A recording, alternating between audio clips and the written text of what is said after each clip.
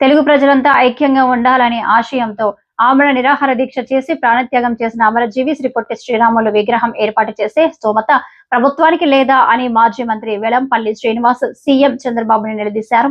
అమరావతి కోసం 1,00,000 కోట్లు ఖర్చు చేస్తామని చెప్పే చంద్రబాబు ఏడాదిన్నరలో 2.66 లక్షల కోట్ల అప్పులు తెచ్చాడని, కానీ అమరజీవి విగ్రహ ఏర్పాటుకు మాత్రం చందాలు వసూలు చేసుకోమని చెప్పడం సిగ్గుచేటని మండిపడ్డారు.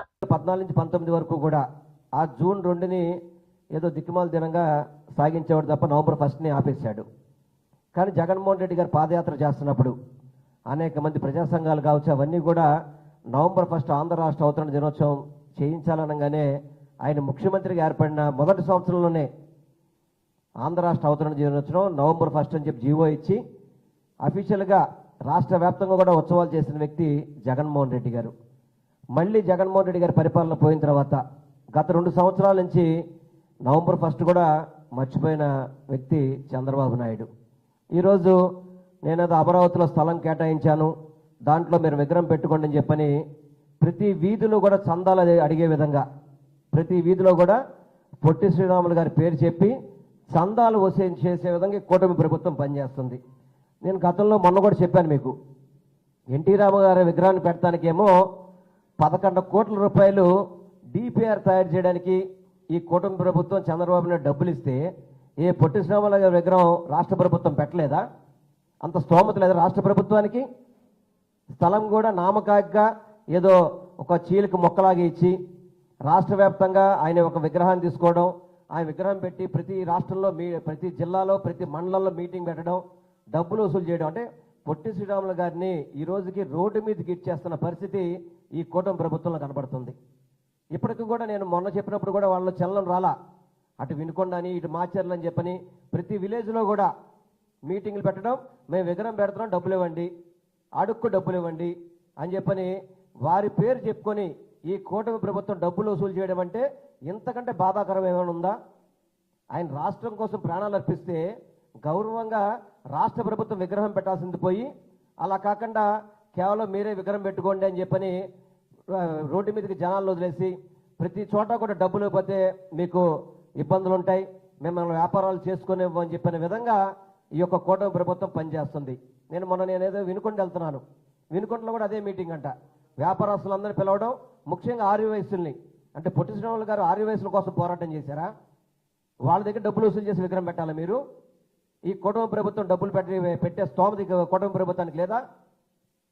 అసలు చంద్రబాబు నాయుడికి పొట్టి శ్రీరాములు గారి విగ్రహానికి పూలమాల కానీ పూలేసే అర్హత కూడా లేదని చెప్పి నేను మీ ద్వారా నేను తెలియపరచుకుంటున్నాను.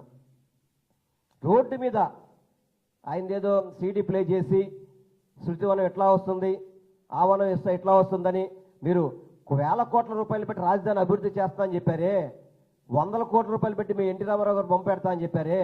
మేము ఎన్టీ రామారావు గారు బొమ్మకి మేము వ్యతిరేకమేం కాదు, అది మీ ఇష్టం అది. కానీ పొట్టి శ్రీరాములు గారి విగ్రహం కోసం ఎందుకు డబ్బులు వసూలు చేస్తున్నారు? ఎందుకు చందాలు వసూలు చేస్తున్నారు? ఓన్లీ 6 వయసుల దగ్గర ఎందుకు వసూలు చేస్తున్నారు? అంటే ఆయన 6 వయసులకి నాయకుడిని చేయదలుచుకున్నారు మీరు? 6 వయసులు మాత్రం పెట్టాలని చెప్పి మీరు ఆలోచన చేస్తున్నారా? మీకు బాధ్యత లేదా చంద్రబాబు నాయుడు? మాట్లాడితే మాకు ఆయనంట గౌరవం, ఆయన ఊళ్ళో మేము అది డెవలప్ చేస్తామని.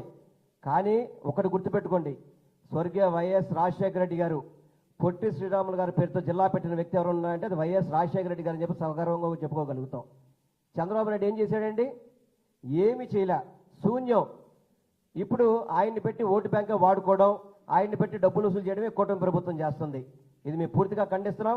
జగన్మోహన్ రెడ్డి గారు కూడా మొన్న మాటలు చెప్పడం జరిగింది, తప్పనిసరిగా మన ప్రభుత్వం వస్తే తప్పకుండా ప్రభుత్వం ద్వారా చేయాలి తప్ప ఇటువంటి కార్యక్రమాలు ఏది కూడా ఇలా పబ్లిక్ వసూలు చేయడం, అది కూడా వయసుల నుంచి వసూలు చేయడం అనేది ఇది వైఎస్ఆర్ కాంగ్రెస్ పార్టీకి వ్యతిరేకమని కూడా తెలియపరుచుకుంటూ ఈరోజు ఈ కార్యక్రమానికి వర్ధంతి కార్యక్రమానికి చేసిన అందరికీ కూడా పేరు పేరు ధన్యవాదాలు తెలియపరచుకుంటూ సెలవు తీసుకుంటాను. జోహార్ జోహార్ జోహార్ జోహార్ జోహార్ జోహార్. కొనసాగిస్తాం పొట్టి శ్రీరాములు గారి ఆశయాలను, కొనసాగిస్తాం పొట్టి శ్రీరాములు గారి ఆశయాలను.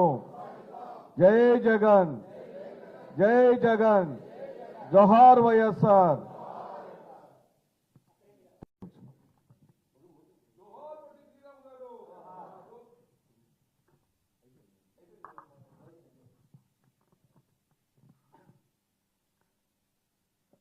రాష్ట్ర చరిత్రలో